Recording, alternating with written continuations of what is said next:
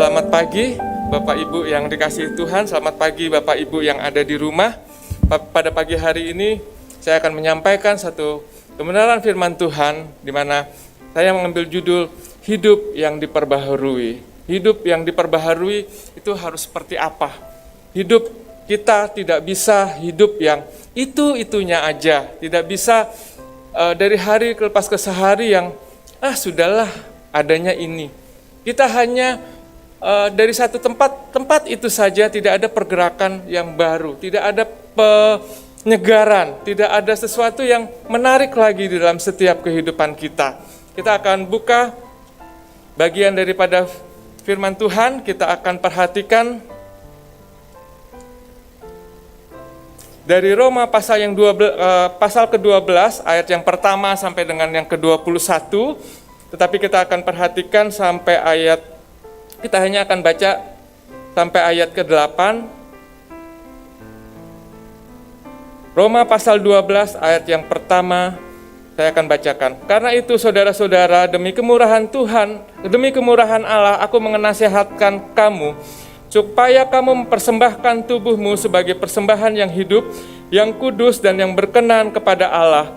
Itu adalah ibadahmu yang sejati. Janganlah kamu menjadi serupa dengan dunia ini, tetapi berubahlah oleh pembaharuan budimu, sehingga kamu dapat membedakan manakah kehendak Allah, apa yang baik, apa yang berkenan kepada Allah dan yang sempurna.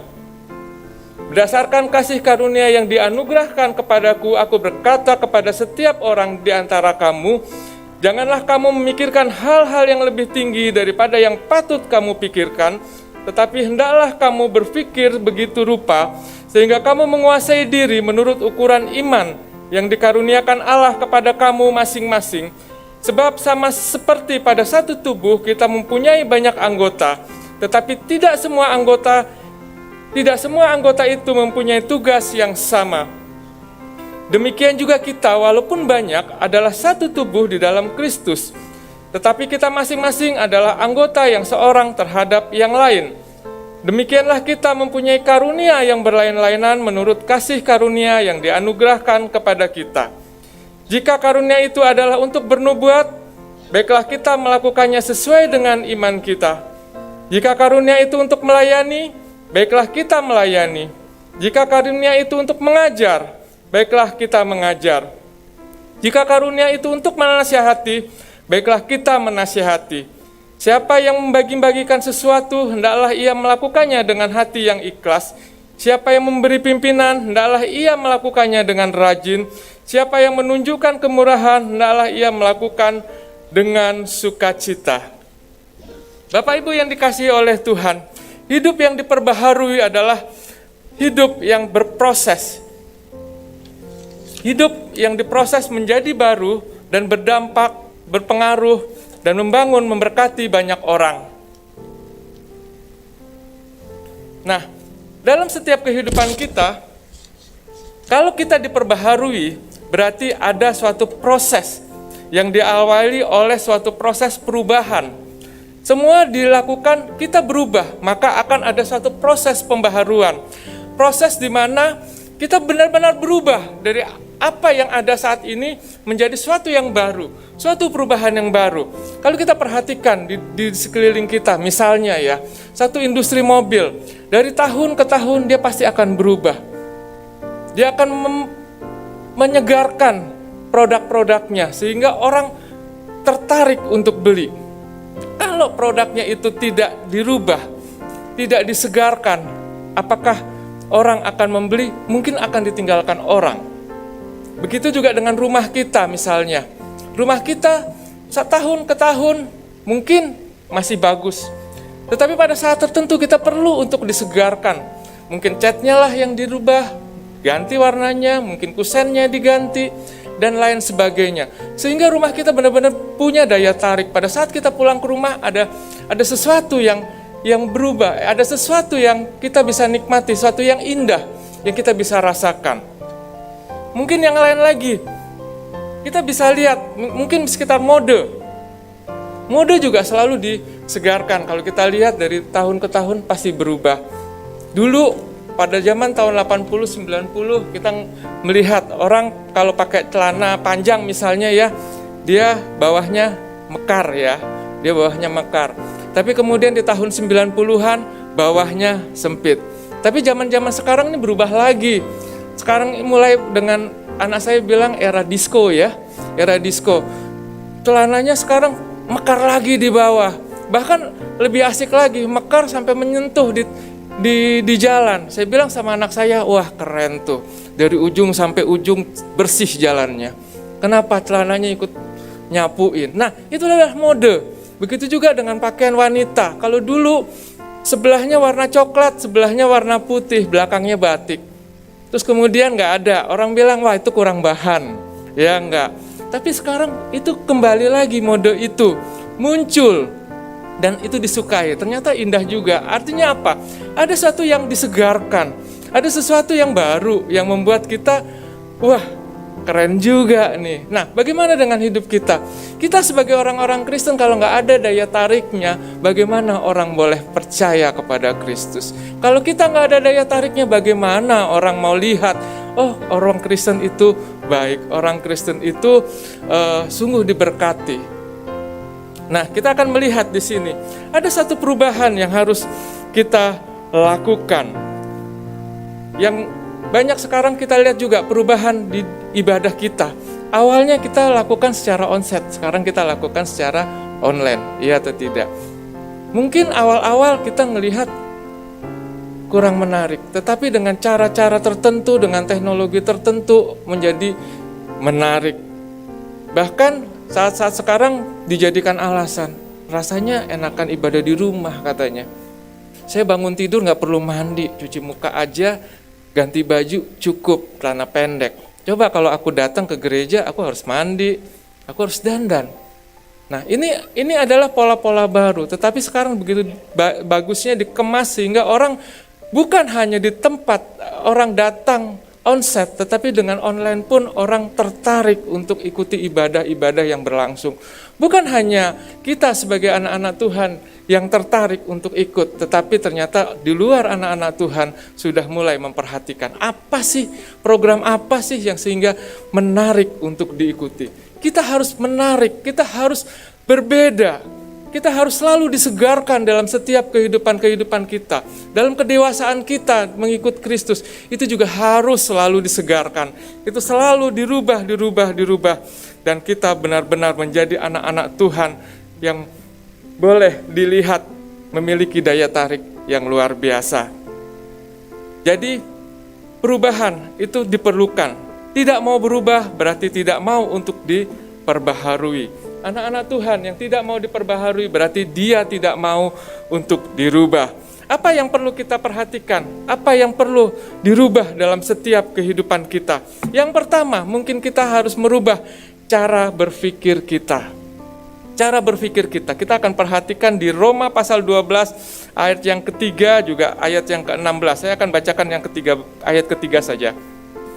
Berdasarkan kasih karunia yang dianugerahkan kepadaku, aku berkata kepada setiap orang di antara kamu, janganlah kamu memikirkan hal-hal yang lebih tinggi daripada yang patut kamu pikirkan, tetapi hendaklah kamu berpikir begitu rupa, sehingga kamu menguasai diri menurut ukuran iman yang dikaruniakan Allah kepada kamu masing-masing. Di sini dikatakan, kita harus memikirkan apa yang patut kita pikirkan. Mengubah cara berpikir kita, itu sangat penting. Itu sangat perlu bagi kita anak-anak Tuhan.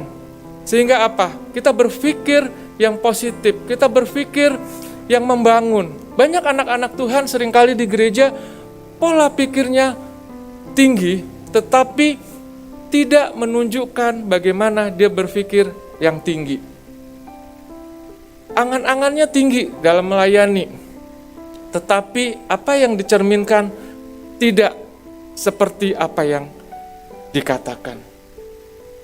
Mengubah cara berpikir yang terlalu tinggi untuk menjadi orang yang rendah hati. Banyak di dalam pelayanan-pelayanan kita seringkali kita mengatakan bahwa pelayanan tuh harus begini. Atau mungkin dalam pergaulan kita sebagai anak-anak Tuhan, ada satu hal yang malah menunjukkan bahwa siapa saya ini siapa gitu loh. Seringkali kamu tuh siapa, saya ini gitu. Menunjukkan perbedaan sesuatu yang berbeda dari orang di sekelilingnya. Sehingga yang muncul apa? Adalah kesombongan, kecongkakan yang ada di dalam hidup orang tersebut. Ubah pikiran kita untuk bisa kita melayani bersama-sama, sehingga kita bisa memberkati orang-orang yang ada di sekitar kita. Mungkin kita baru merasa ya, kita hebat sehingga kita sombong. Kita mampu merasa kita sombong. Kita mampu membentuk orang, kita mampu merubah orang sehingga kita menjadi sombong. Kadang kita merasa paling berjasa. Oh, lu kalau nggak ada gua, lu nggak ada apa-apanya. Ya, kita lupa bahwa hal-hal semacam itu tidak patut kita lakukan. Tapi bagaimana kita berpola pikir, merubah pikiran kita menjadi sesuatu yang memberkati, sesuatu yang membangun dalam kehidupan kita, dalam hidup bergereja. Roma 12 ayat 3 ini mengingatkan kita, jangan kita berpikir yang tinggi-tinggi, jangan yang muluk-muluk, apa yang perlu. Kita hidup berjemaat, mungkin kita melihat rekan yang membutuhkan nasihat kita. Baiklah kita juga menasihati dia dengan baik. Berpikir positif kepada orang lain. Mungkin kita berpikir orang lain membutuhkan sesuatu atau hal yang lain. Lakukan yang kita punya dengan pola pikir yang baik. Mendukung pelayanan dengan baik. Filipi 2 ayat 5 sampai yang ke-8. Di sini kita bisa melihat bahwa teladan Tuhan Yesus yang sudah Tuhan berikan adalah bagaimana kita menaruh pikiran dan perasaan kita seperti Kristus. Saya akan bukakan Filipi pasal yang kedua, ayat 5 sampai ke-8 saya akan bacakan. Hendaklah kamu dalam hidupmu bersama menaruh pikiran dan perasaan yang terdapat juga di dalam Kristus Yesus, yang walaupun dalam rupa Allah tidak menganggap kesetaraan dengan Allah itu sebagai milik yang harus dipertahankan, melainkan telah mengosongkan dirinya sendiri dan mengambil rupa seorang hamba dan menjadi sama dengan manusia. Dan dalam keadaan sebagai manusia, ia telah merendahkan dirinya dan taat sampai mati, bahkan sampai mati di kayu salib. Ini adalah teladan yang indah yang Tuhan Yesus berikan buat kita. Teladan di mana kita harus hidup untuk bisa merendahkan diri seperti Kristus, mengosongkan diri kita. Menaruh pikiran yang seperti Kristus ajarkan kepada kita. Kristus mengajarkan kasih buat kita. Kristus mengajarkan menolong pada banyak orang. Jadi pikirkan apa yang seperti Tuhan Yesus pikirkan. Tuhan Yesus telah merendahkan dirinya, rendahkan diri kita untuk kita bisa melayani. Itulah pola-pola pikir yang harus kita rubah.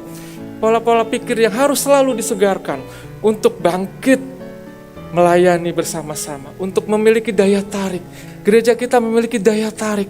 Kenapa? Karena pola pikir yang dipikirkan adalah bagaimana melayani, bagaimana membesarkan akan gereja ini, bagaimana mendukung akan pelayanan yang ada.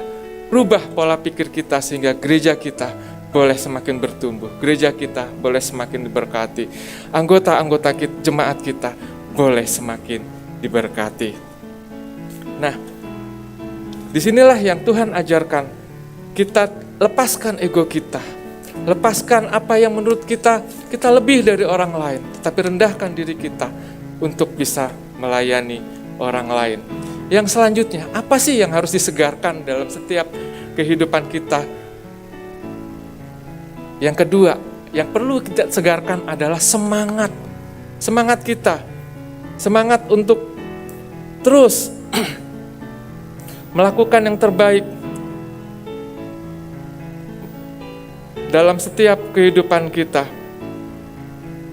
Kita bisa lihat di sini Roma pasal yang ke-12 di ayat yang ke-11. Janganlah hendaknya kerajinanmu kendor, biarlah rohmu menyala-nyala dan layanilah Tuhan. Bersukacitalah dalam pengharapan, sabarlah dalam kesesakan, dan bertekunlah dalam doa. Semangat, jangan kendor, kita terus semangat melayani Tuhan, terus semangat untuk bersama-sama ke gereja, bersama-sama untuk melakukan apa yang menjadi kehendak Tuhan. Seringkali semangat kita menjadi kendor pada saat orang lain menilai kita remeh. Kita dianggap nggak ada apa-apanya. Seringkali kita menjadi lemah.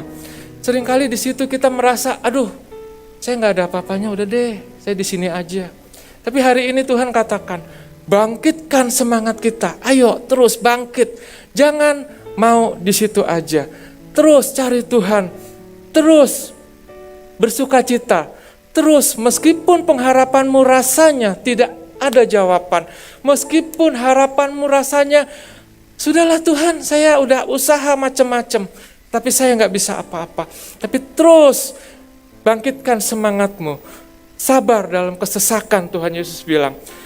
Sabar meskipun saat ini dalam kondisi pandemi yang membuat kita susah. Membuat orang sedih. Banyak orang menjadi tidak bekerja. Belakangan kita mendengar ya ada sekitar 7.000 orang lagi yang akan menganggur. Susah dibuatnya.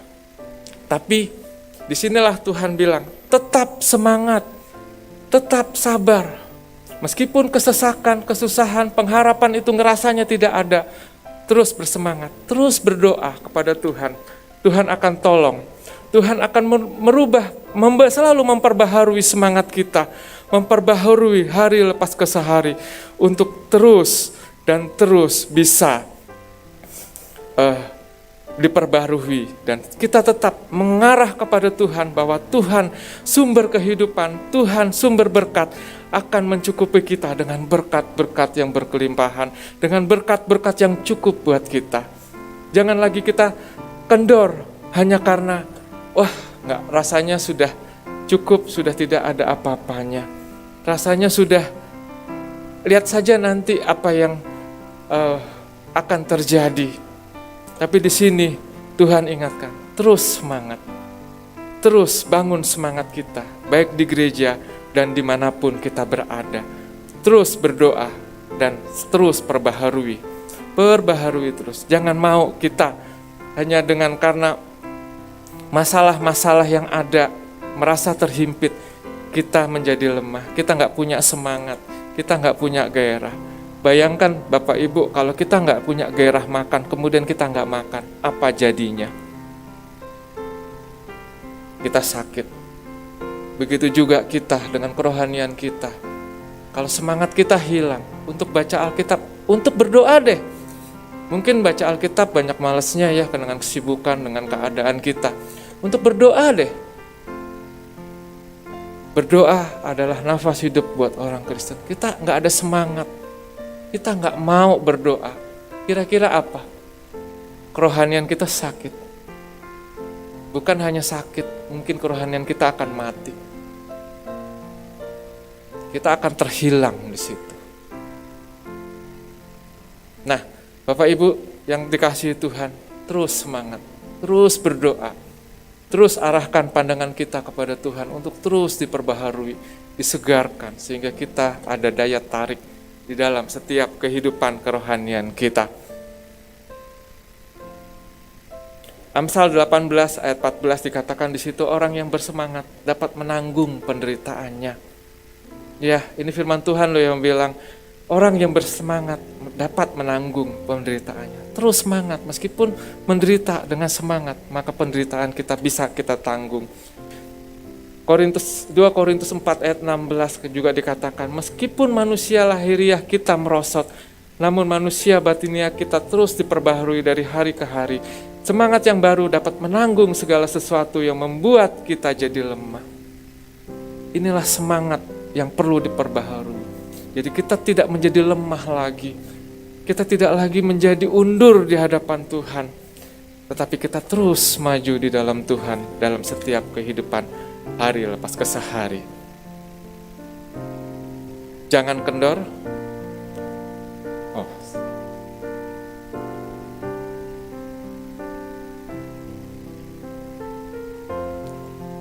Maaf. Yang ketiga, sekarang yang ketiga, perbaharui pekerjaan pelayanan kita.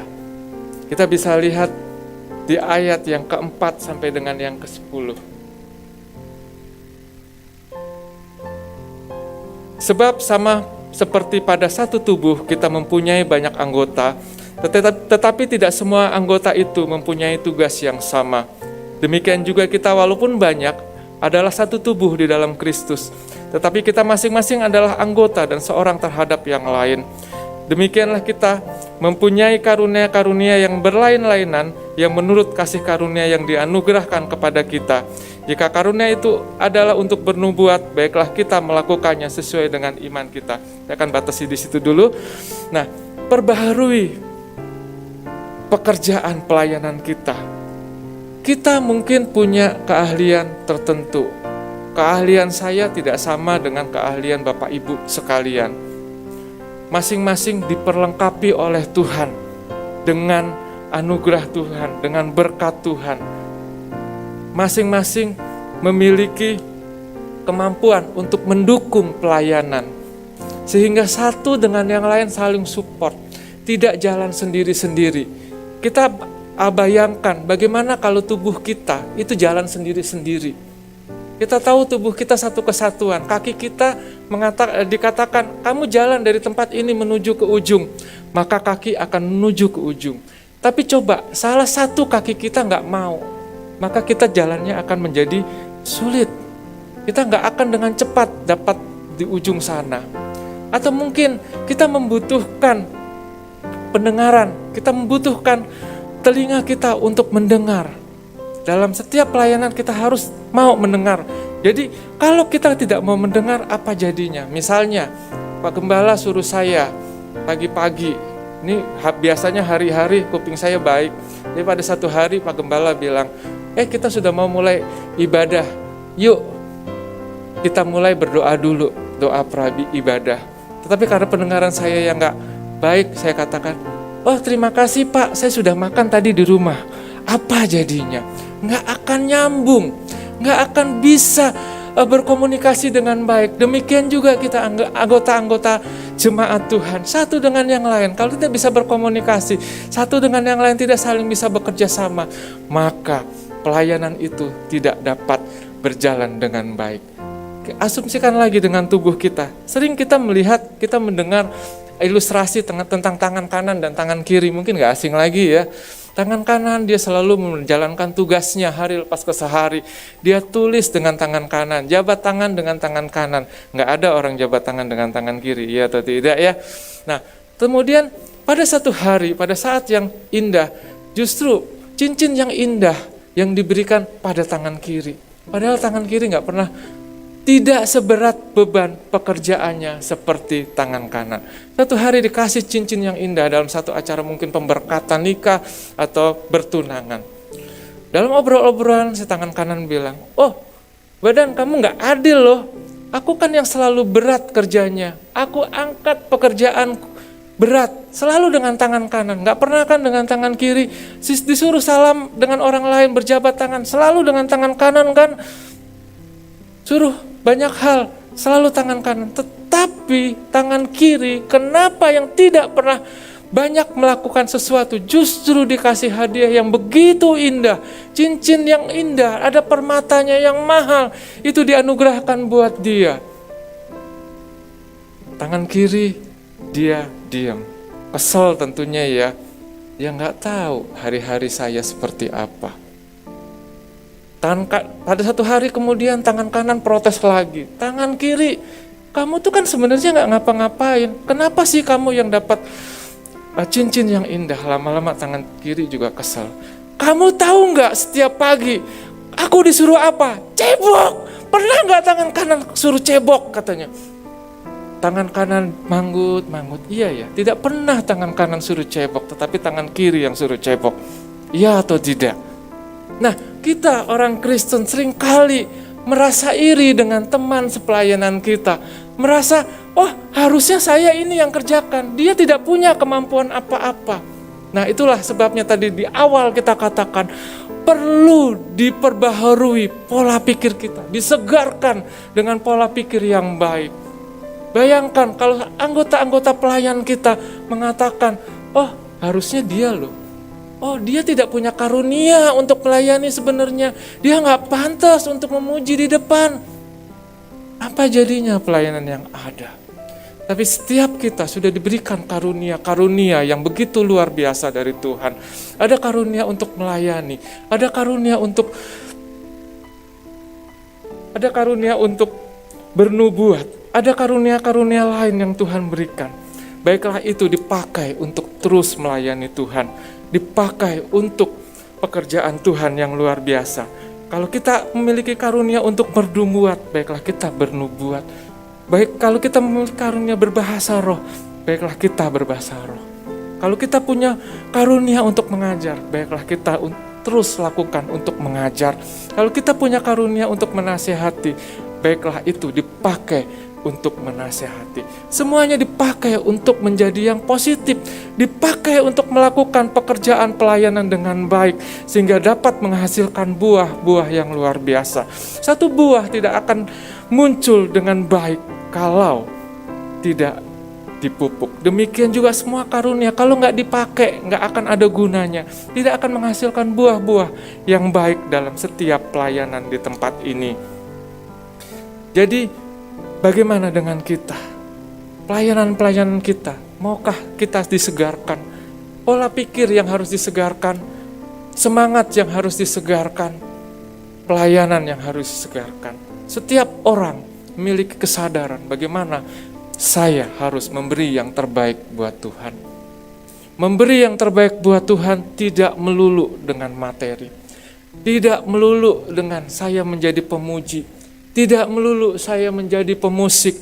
Tidak melulu saya menjadi usher greeter.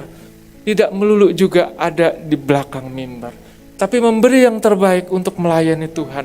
Apa yang kita bisa. Mungkin pagi hari kita bisa datang, kita siapkan alat-alat yang ada di sini, kita siapkan kursi-kursi yang ada, kita bersihkan. Itu adalah bentuk lain dari pelayanan yang kita bisa lakukan. Artinya apa? Di satu tempat ini, satu dengan yang lain, bahu-membahu, saling mendukung, saling membantu, sehingga pelayanan yang ada bisa berkembang, bisa bertumbuh untuk kemuliaan Tuhan. Perbaharui, segarkan kehidupan kita, sehingga kita boleh dewasa di dalam iman, boleh dewasa di dalam kehidupan kita mengikut Kristus. Jangan mau kita di situ aja, bergerak terus, berjalan. Masalah boleh ada, situasi boleh sulit, tapi terus segarkan iman kita kepada Tuhan. Segarkan pikiran kita untuk pikiran-pikiran positif yang mempermuliakan Tuhan. Terus berdoa dengan doa-doa kita. Kalau kita bingung untuk berdoa, kita bisa melakukan yang lain. Kita bisa berdoa untuk mendoakan banyak hal sebenarnya. Kita berdoa, wah Pak, saya kalau berdoa hanya 5 menit. Saya kepengen berdoa lebih panjang. Berdoalah untuk jemaat yang membutuhkan. Berdoalah untuk saudara-saudara. Berdoalah untuk bangsa dan negara. Sehingga kita boleh disegarkan, boleh dikuatkan. Satu dengan yang lain boleh saling ditopang. Sehingga semuanya boleh memiliki daya tarik. Kita sebagai anak-anak Tuhan menarik bagi banyak orang. Sehingga banyak orang boleh percaya, boleh dimenangkan. Kalau orang lain melihat kita tidak punya daya tarik, gimana orang mau percaya kepada Tuhan? Orang akan jauh. Bapak Ibu ditawarin mobil, sekarang tahun 2021, tapi dikatakan mobil baru, tapi buatannya tahun 70-an. Kira-kira Bapak Ibu mau nggak? Mungkin buat yang hobi mau, tapi untuk orang yang ingin tampil tidak akan mau. Karena apa? Nggak ada daya tarik. Nggak ada satu hal yang menarik dari diri kita sehingga orang lain bisa melihat dan kemudian percaya kepada Tuhan. Mari perbaharui diri kita, perbaharui untuk menjadi dewasa di dalam Tuhan, menjadi dewasa dalam mengiring Tuhan. Apakah kita siap dirubah untuk diperbaharui? Jawabannya ada dalam diri kita masing-masing. Jangan mau kita karena beban-beban, karena pikiran-pikiran kita yang terus didesak, kemudian kita menjadi undur. Tapi mari maju, mari perbaharui. Ubah kebiasaan kita sehingga kita diperbaharui oleh Roh Kudus. Kita diperbaharui oleh kuasa Tuhan. Sehingga kita menjadi benar-benar memiliki daya tarik untuk memenangkan banyak jiwa. Mari kita masuk di dalam doa. Tuhan Yesus, kami mengucap syukur dan berterima kasih untuk pemberitaan firman pada pagi hari ini. Terima kasih untuk setiap hal yang boleh disampaikan di mana kami harus memperbaharui, terus menyegarkan kehidupan kami dalam pengenalan akan Engkau Tuhan. Terus menyegarkan pikiran-pikiran kami untuk berpikir positif tentang pelayanan, tentang hidup kami, tentang mengikut Tuhan, tentang teladan Tuhan dalam hidup kami. Dalam semangat kami, terus kami perbaharui dan bagaimana kami melayani. Biarlah Tuhan tolong kami untuk terus kami memiliki pembaharuan-pembaharuan yang membuat orang lain boleh dimenangkan, membuat orang lain boleh percaya, tertarik kepada Tuhan untuk berjalan bersama dengan Tuhan dan dimenangkan. Tuhan, terima kasih firman-Mu telah selesai disampaikan. Biarlah ini Tuhan meteraikan dan Tuhan terus ingatkan ke dalam setiap kehidupan kami untuk kami terus diperbaharui, terus berubah dalam hidup hari lepas ke sehari. Terima kasih Tuhan Yesus. Di dalam nama-Mu kami berdoa dan kami mengucap syukur. Amin.